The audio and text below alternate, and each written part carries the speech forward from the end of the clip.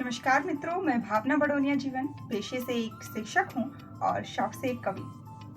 आज अपनी कविताओं के इस YouTube चैनल पर मैं एक शैक्षणिक वीडियो आप सबके सामने प्रस्तुत करने जा रही हूँ और उम्मीद करती हूँ जो प्यार मेरी कविताओं को मिलता है वो मेरी इस छोटी सी कोशिश को भी मिलेगा। तो आज मैं मात्रा ज्ञान का एक मॉडल आप सबके सामने पेश करने वाली हूँ जो मौलिक रूप से मेरा नहीं है।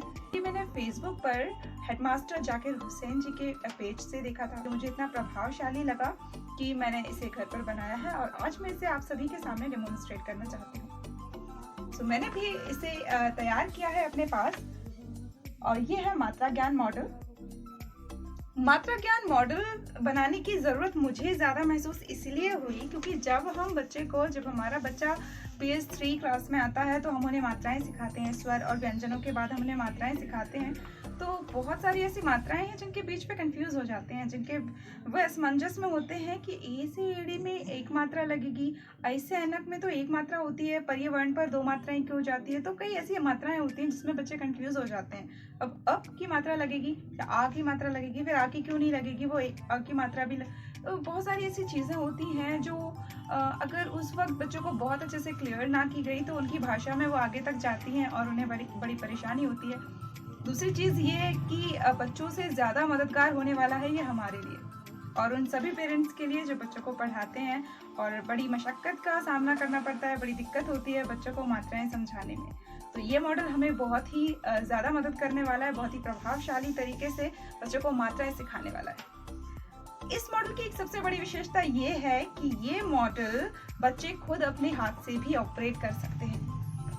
देखिए, सबसे पहले मैं बताती हूँ इस मॉडल को मैंने बनाया कैसे है। तो पीछे मैंने एक बड़ा सा कड़ा सा हार्डबोर्ड लिया है जो कि हम किसी भी गत्ते से बना सकते हैं। इसकी साइज आप छोटी बड़ी जैसे भी रख सकते हैं, इससे छोटा भी हो सकता है और इससे चाहे तो इससे बड़ा भी हो सकता है। और विशेषकर इसको हम किसी भी एक कार्डशीट से कवर करेंगे एंड देन हम इसमें माचिस की डिब्बियों का इस्तेमाल मैंने किया है। माचिस की डिब्बियों का जो ऊपर वाला हिस्सा होता है जिसे हम खोखा कहते हैं, इसको हमने वाइट पेपर से मैंने इसको फाइनली रैप किया है। फाइनली रैप किया है ये मैंने इसलिए वर्ड यूज़ किया है क्योंकि अगर हम इसे ठीक से रैप नहीं करेंगे और यहाँ से ये ठीक से पेस्ट नहीं होता है तो हमें ये मूव करने में बड़ी मुश्किल होने वाली है इसके अंदर की ट्रॉली। सो इस तरीके से हम इन सारी 13 डब्बियों को रैप करेंगे क्योंकि हमारे 13 स्वर होते हैं। तो 13 स्वरों को मैंने नीचे लिखा हुआ है और ये माचिस लगाई हुई है। अब इन माचिस को प्लेस करने का एक तरीका भी है कि जिन मात्राओं को हम वर्ण के आगे या पीछे लगाते हैं, यानी पहले या पीछे लगाते हैं, उनको हमने हॉरिजॉन्टली प्लेस किया हुआ है, उनको हमने आड़े में लगाया हुआ है।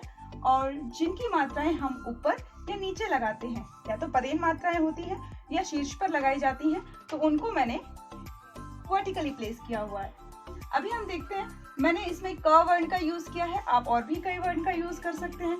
आप चाहें तो इन पर और कैलेंडर की तरह और प्लेट्स, फ्लैश कार्ड यूज़ कर सकते हैं ताकि आप बहुत सारे स्वरों की बाराखड़ी भी इसके द्वारा सिखा पाएँ।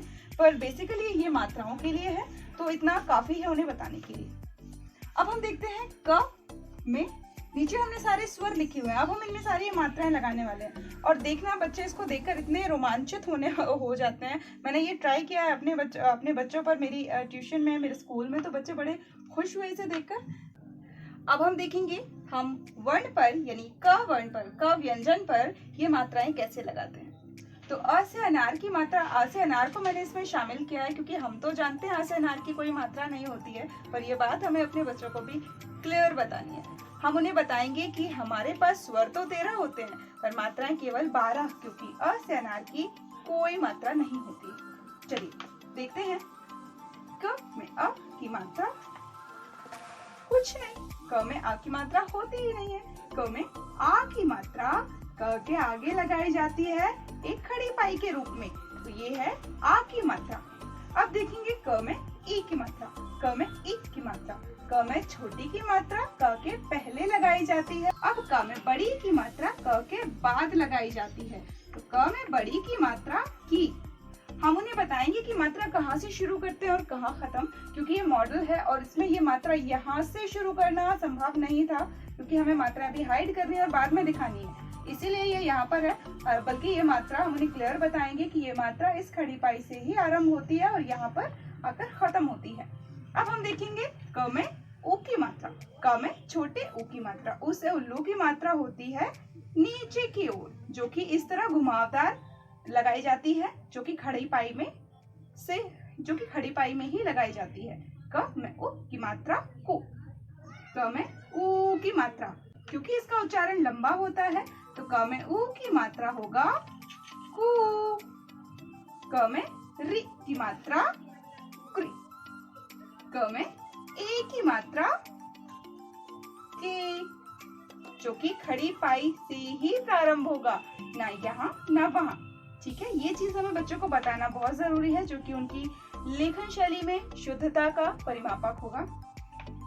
क में अय की मात्रा, उन्हें हम ध्यान से बताएंगे कि अय एड़े अय ऐनक में होती तो एक मात्रा है, पर जब हम इसे व्यंजन में लगाते हैं, किसी वर्ण में लगाते हैं, तो यह दो मात्राओं का रूप ले लेती है, जो कि दोनों ही मात्राएं खड़ी पाई पर ही लगाई जाती हैं। क में ओ की मात्रा को, क में ओ की मात्रा क के पीछे लगती है, जिसमें एक खड़ी पाई होती है और उसमें एक मात्रा होती है। क में औ की मात्रा कऊ, क में औ की मात्रा कऊ, क में अम से अंगूर की मात्रा एक बिंदी के रूप में लगाई जाती है। क में आहा की मात्रा कहा। इस तरीके से हम बच्चों को ये एक्सप्लेन कर सकते हैं, और इसकी खास बात मैंने आपको बताई कि बच्चे खुद भी सीख सकते हैं, क्योंकि अगर बच्चे को क में बड़ी की मात्रा लगाना और अगर इसे ऐसे करेंगे उन्हें कोई मात्रा नहीं मिलेगी, तो जब इसे ये इस तरफ से खोलेंगे तभी उन्हें पता चलेगा, अच्छा क में बड़ी की मात्रा पीछे लगाई जाती है, ओके, क में छोटी की मात्रा आगे लगाई जाती है, और क में अ की तो कोई मात्रा होती नहीं है, इसलिए दोनों ही तरफ से खाली है। इस तरह से ये मॉडल हमारी मदद करेगा बच्चों को मात्राएं सिखाने में।